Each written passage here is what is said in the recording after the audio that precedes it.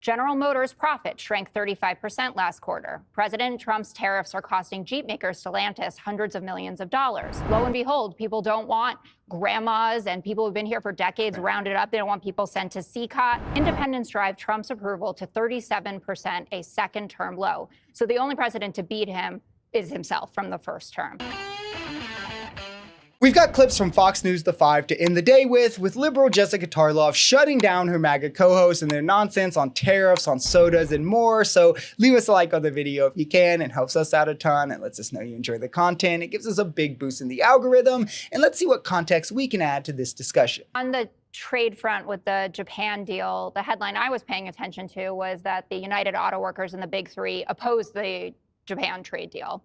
And I went through and I collected some recent headlines just to give a tasting of what the golden age actually means on the ground. General Motors' profit shrank 35% last quarter. President Trump's tariffs are costing Jeep maker Stellantis hundreds of millions of dollars.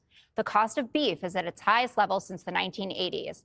And from today, independents drive Trump's approval to 37%, a second-term low. So the only president to beat him is himself from the first term. These people talk about the economy like it's Swiss cheese, like all the bad parts are the holes that they can just skip over and go around, and anything else they can manipulate to look good, well, that's the cheese, and that's what we should focus on. Trump finally got another nation to sign a trade deal. Whoa, woo, right? Finally, good thing, big deal. But let's ignore the fact that it was supposed to be 90 deals in 90 days. Let's ignore the fact that our economy is feeling negative effects from these tariffs, from inflation increasing to declining GDP, and let's instead focus on the fact that a deal was made and nothing else, because that looks good, even though the deal leaves us with higher tariffs than we had before, and the auto industry is against it. As they state, it hurts both labor and production costs. Going to cost jobs, going to make cars more expensive, and it will, again, only stand to hurt our economy, even from a macro perspective of investment and consumer confidence. So great job, MAGA. Lo and behold, people don't want grandmas and people who've been here for decades rounded up. They don't want people sent to CCOT. He's lost 40 points with Gen Zs. So there goes that narrative that suddenly young people are conservatives. Independents approval down to 27%. But the cherry on top, I think, is that 70% say that Trump hasn't done enough to lower prices. And that is the reason that he won this election. It was an election about the economy where people had said inflation is too high. I go to the grocery store and I see what's going on. And I was obviously on this panel throughout the election, and you guys said to me repeatedly, stop telling people what their real life looks like. Stop telling people what their real life looks like applies right now. They are saying that Donald Trump is too focused on his hard hat mission or his crypto, whatever, and get the prices down. She is exactly right. And the difference that makes this worse for Trump is that Biden could at least justifiably point to the pandemic as something to explain away the effects that people were feeling. While it didn't make people okay with feeling those effects, you could say, hey, pandemic, not democratic policy. Trump literally can't do that because unlike under Biden, where America's economic struggles were on par with the global fuel and then better than other countries, we have now reversed course under Trump, where we're seeing from all signs of being in strong recovery when Biden left office to now every trend change. Investors and consumers are both worried. On top of this, we have Trump violating people's rights each and every single day, having ICE walk the streets, doing ethnic roundups like the Gestapo. It's a terrible image for anyone who's not already bought in the cult. And it's why all the support that he enjoyed in the election when they thought a change would change prices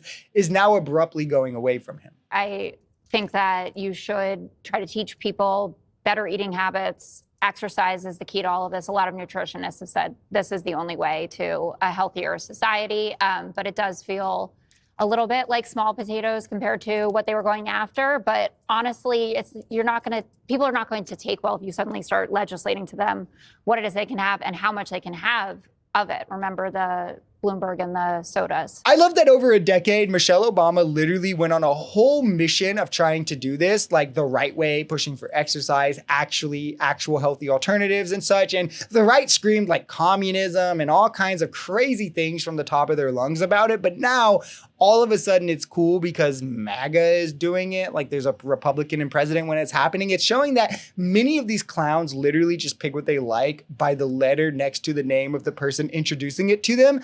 The switch is also just complete nonsense here. So like, it's funny that when Michelle Obama was trying to actually do it, they had problem, but now when it's just for optics, they're like signing on to it. Like as a gym bro aficionado myself, I can tell you the solution to losing weight in regards to soda is just cut it out of your diet. The overconsumption of fructose is the issue here. It's not just like soda magic makes you big. And if you look at the chemical makeup of high fructose corn syrup, which was what was in Coke, to what they've switched to, which is cane sugar or cane syrup, it's 55% fructose and 45% glucose. Cane sugar is 50% fructose and 50% glucose, where the real issue here again is the fructose. And once digested, these sugars break down into essentially the same thing, in which your body processes the same. And in cane sugar, you're getting minimally, statistically insignificant less amounts of fructose. So if you drink the same amount of Coke, nothing is going to change in your health from this at all. It's quite literally just a marketing tactic, which is sad, because